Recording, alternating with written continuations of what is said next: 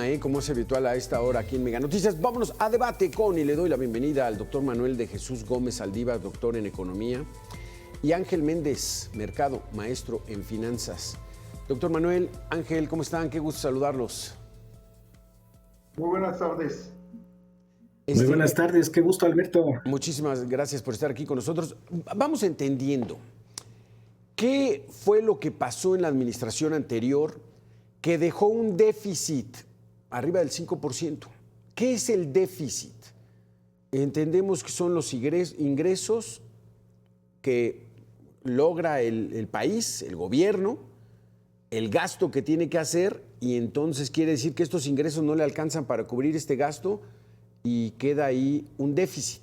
¿De cuánto fue? ¿2 billones de pesos? ¿Eso es saludable? ¿Eso entra dentro de un margen controlable, Manuel de Jesús? Bueno, el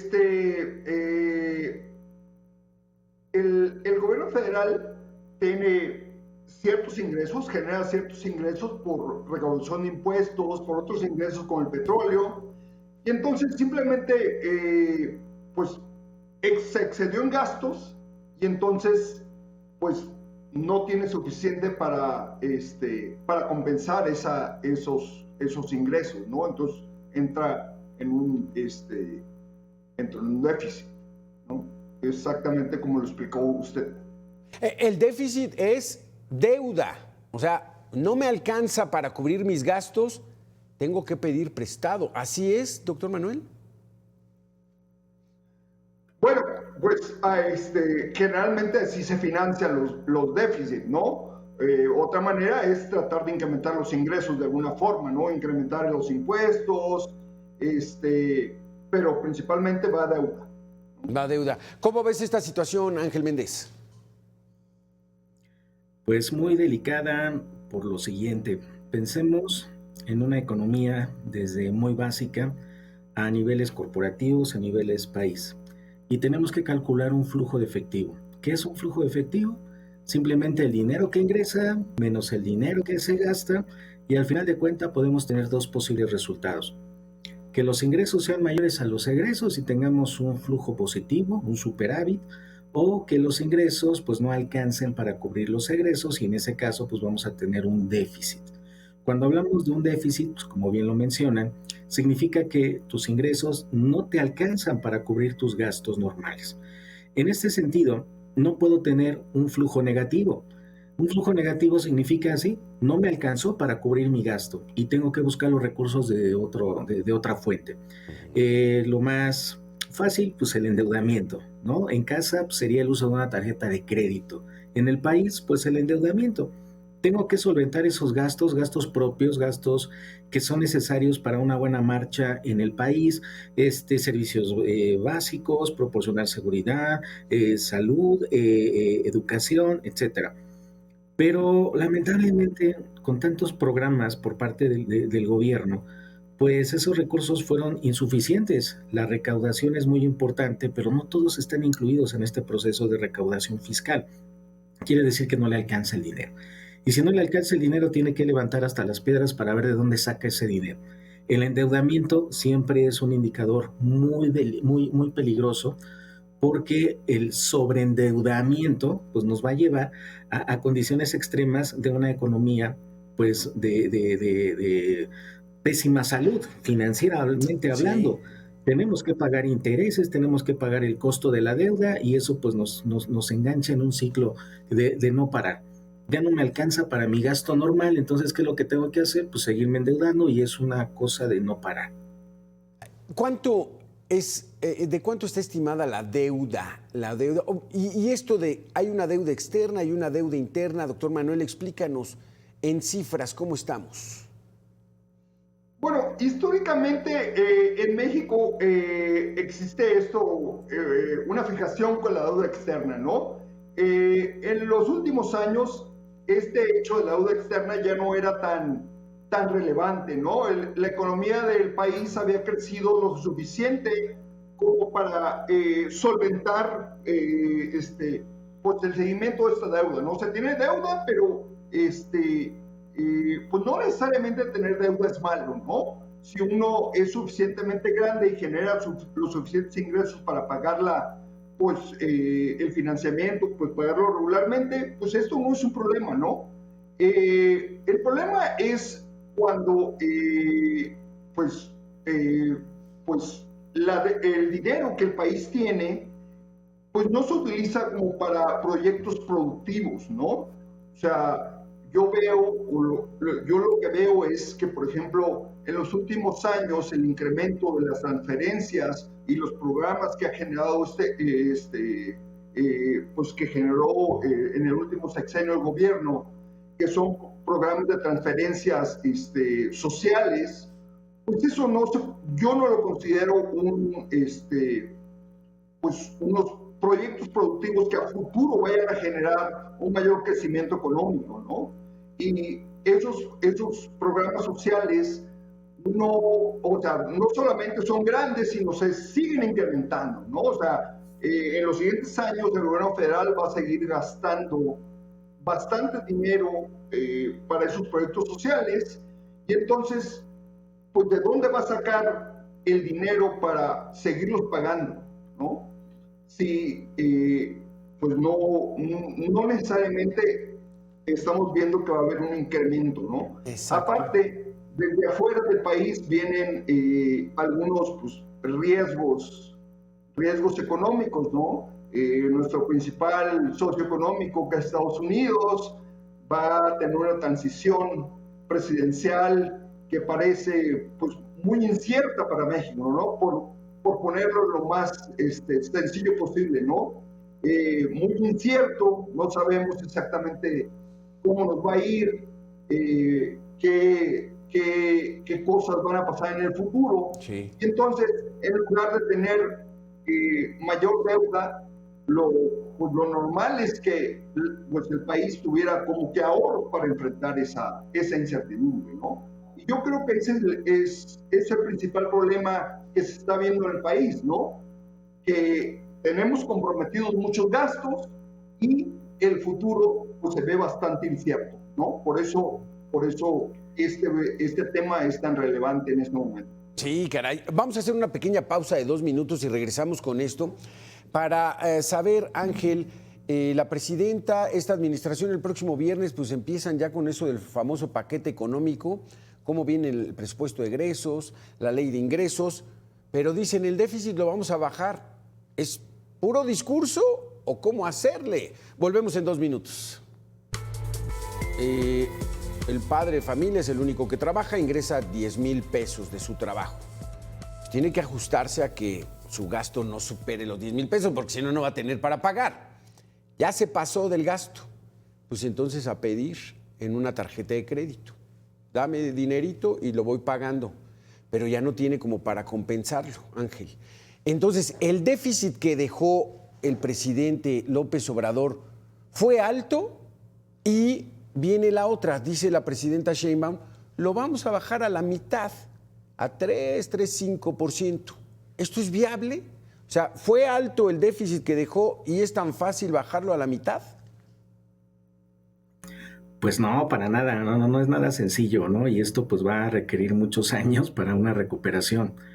Como bien lo mencionas, como en la familia, pues yo debo de tener disculpen la expresión, una especie de colchón, un pequeño ahorro para que si mis ingresos no me alcanzan, mis gastos son mayores, pues yo pueda tomar de ahí, ¿no? Y no tenga que endeudarme. Como bien lo comentan, el endeudamiento no es malo siempre y cuando esté aplicado a proyectos de inversión que generalmente regresen beneficios. Si nosotros no tenemos clara cuál va a ser la estrategia política económica del país y que nos diga exactamente cómo le va a hacer para que se pueda revertir esta situación, pues al final de cuentas va a quedar en puras especulaciones.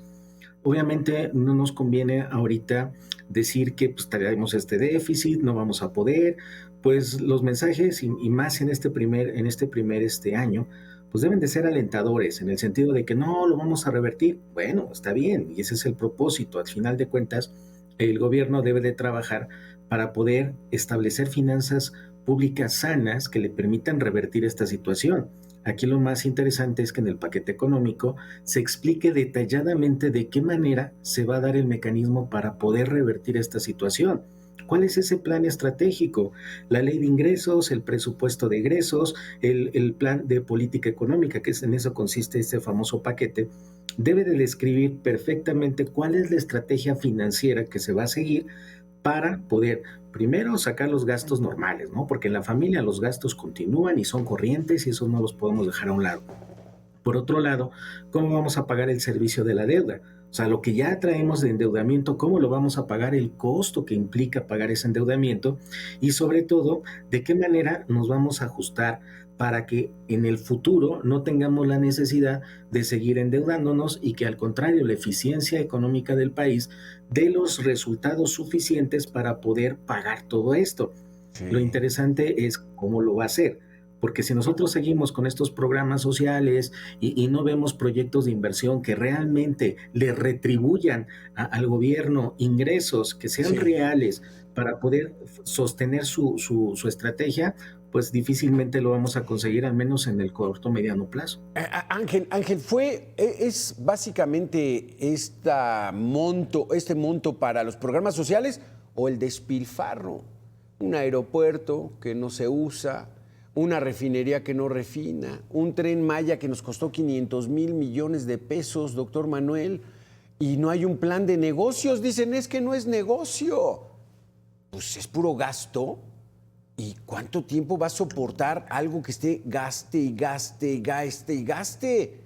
O sea, ¿el país se puede dar ese lujo? No, que haya un trenecito para que la gente se divierta, pero no hay un plan de negocios para recuperar al menos lo invertido, Manuel.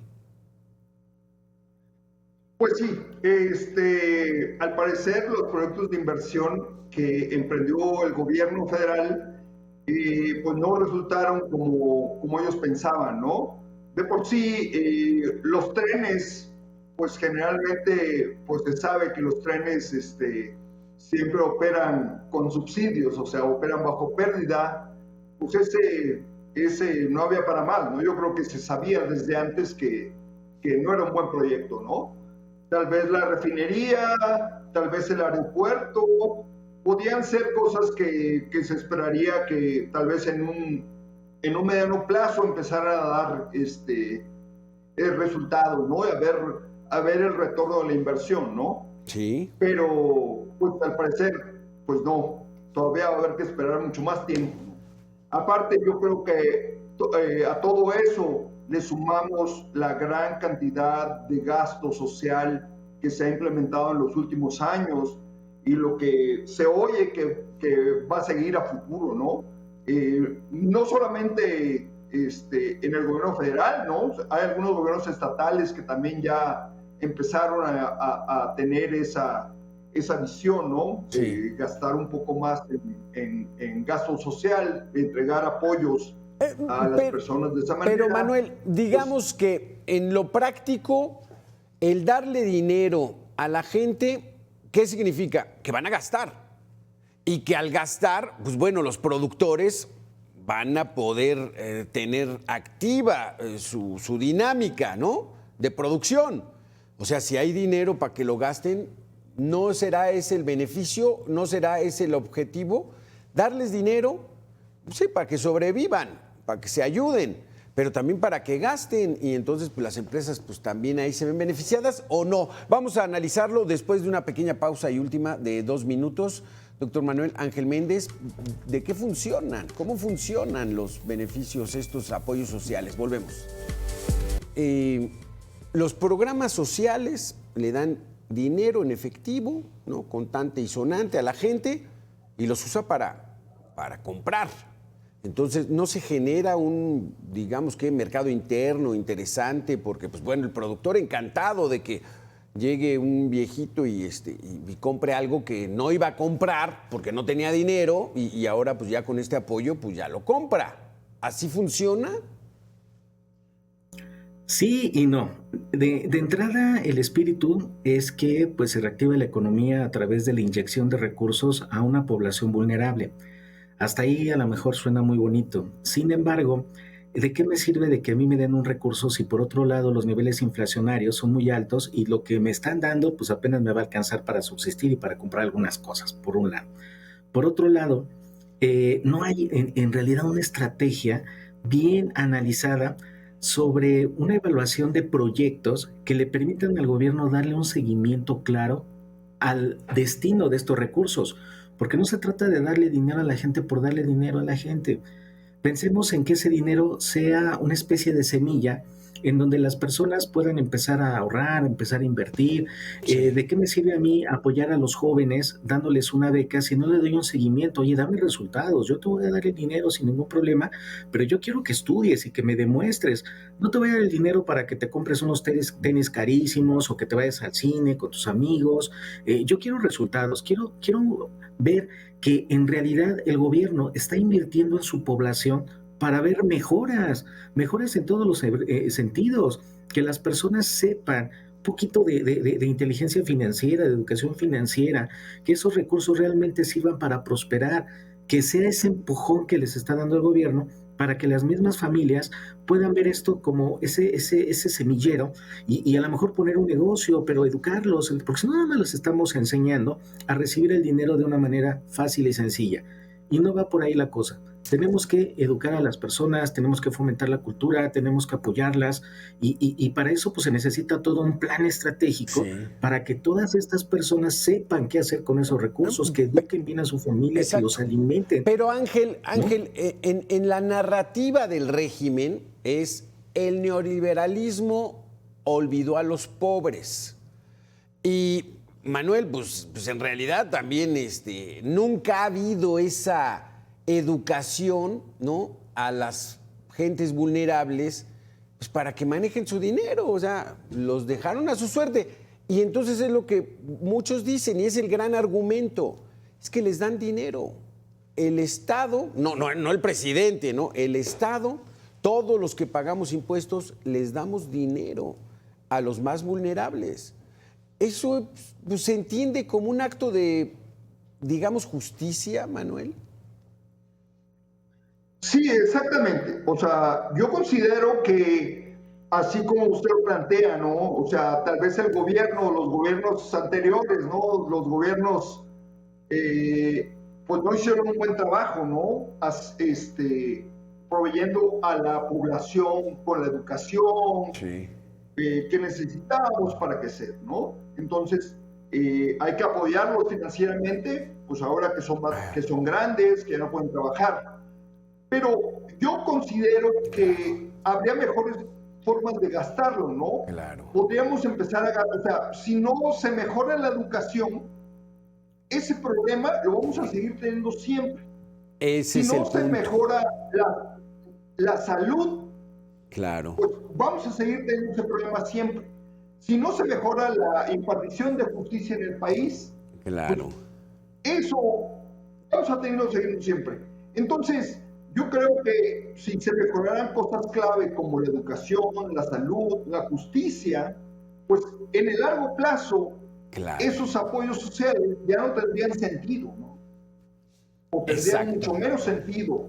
Ese es el punto, Ángel, ¿no? O sea, se ve sencillo. Te doy dinero. Ah, pues qué buena onda, ¿no? Estoy recibiendo dinero. Ah, nunca he tenido la oportunidad y ahora me dan dinero. Pero ¿qué tal mejor si dicen, vamos a apostarle a la educación, a un proyecto a 30 años, para que la siguiente generación en 30 años esté verdaderamente sólida para empujar al país hacia adelante? Ahí sí es donde no lo hacen. Como son elecciones cada 6 años, es rapidito, rapidito, y es electorero, Ángel, el asunto. Exactamente. Mira, como bien lo comenta, es una generación totalmente olvidada por gobiernos anteriores y que ahora vean que el gobierno es un proveedor de recursos, pues obviamente van a confiar en el gobierno, van a pensar que es el gobierno es el que les está dando el dinero. No nosotros o tú o todos los que contribuimos, no, nosotros no se lo estamos, se lo está dando el gobierno. Entonces, para ellos la visión es que es el gobierno bueno. Entonces, Sí. Mientras tengan esa visión, mientras tengan esa situación de creer que es el gobierno el que los está apoyando, pues no vamos a cambiar, ¿no? Y como bien dicen, qué bueno que se estén dando estos apoyos a gente que nunca históricamente había sido atendida, qué bueno, pero pues ahora hay que empezar a remediar la situación, como bien lo comentan, pues estos programas deberían de tener una estructura que les permita, uno, sí, otorgar el recurso, dos, en qué lo vas a implementar, tres, procesos de evaluación y seguimiento. Esa es la única forma en que nosotros vamos a poder ver que estos programas en realidad están funcionando y sí están generando un bienestar a la población, no a corto plazo, sino a mediano y largo plazo. Como bien dices, en 30 años veremos los resultados y veremos una juventud que realmente esté preocupada por prepararse, por educarse, claro. que se cuide la cuestión de la salud, que se cuiden muchos aspectos a largo plazo. Ya desperdiciamos muchos años. La verdad es que, como bien dices, cada 6 años es borrón y cuenta nueva, ¿no? Y entonces no le damos ninguna continuidad. Y ese es el gran problema también. Sí. Vienen otros con nuevas ideas, una nueva ola, borrón y cuenta nueva, y vamos a empezar un proyecto a ver cómo funciona. Porque y dentro de 6 años que veamos, no veamos resultados, pues entonces pues, seguiremos en la misma porque ahorita estamos metidos en un círculo vicioso, Manuel. Se da dinero, qué bueno, pero no hay mejora en educación, no hay crecimiento, hay incertidumbre en las finanzas. O sea, gobernar no nada más es ganar elecciones. Y entonces no hay nada de eso y entonces de ahí no salimos, chin, no hay empleos, los empleos están mal pagados, mejor me voy a la informalidad, 55% de la población económicamente activa está en la informalidad, esos no pagan impuestos, o sea, no salimos de ese círculo vicioso con una política que parece que no tiene rumbo, Manuel. ¿A dónde nos van a llevar? ¿A dónde nos quieren llevar, Manuel de Jesús? Sí, los problemas económicos de una economía solamente se pueden resolver a largo plazo, ¿no? O sea, con una política donde planees a 30 o 40 años, ¿no? No puedes solucionar los problemas de un país pensando que le vas a dar 5,000 pesos a la gente, ¿no? A la persona por mes, ¿no? La solución solamente está en el largo plazo y pues depende de cosas tan fundamentales como la educación, la salud y la impartición de justicia, ¿no? Sí. Que es mucho más trabajo que simplemente dar 5,000 pesos. O sea, dar 5,000 pesos es la solución más fácil y que resulta más rentable a corto plazo. Por eso se hace. No, y no son 5,000, son 3,000. Les dan 6,000 cada 2 meses. Entonces son 3,000 pesitos, equivalente a $150. El dólar se está encareciendo. ¿Eso qué significa? Últimos 30 segundos, Ángel Méndez. El dólar caro, ¿qué representa? Buen ingreso para el turismo, buen ingreso para el petróleo, para los que venden aguacates, limones a Estados Unidos. Pero, ¿y en la deuda afecta o no afecta? Claro que afecta, por supuesto. Y mira, qué bueno para aquellos que pues realizan transacciones en dólares, ¿no? E incluso las personas que reciben dinero de parientes en el extranjero, pues ahorita se ven beneficiados. Pero qué triste que nuestra economía esté sustentada en este tipo de cosas y no en negocios rentables, que ese dinero se pudiera utilizar para que en el país se dieran las condiciones necesarias para que la industria generara empleos, se mueva la economía, educación. O sea, podemos hacer cosas muy, muy buenas siempre y cuando tengamos una visión clara hacia dónde queremos llevar a nuestro país. Exactamente, porque gobernar, lo repito, no es solo ganar elecciones.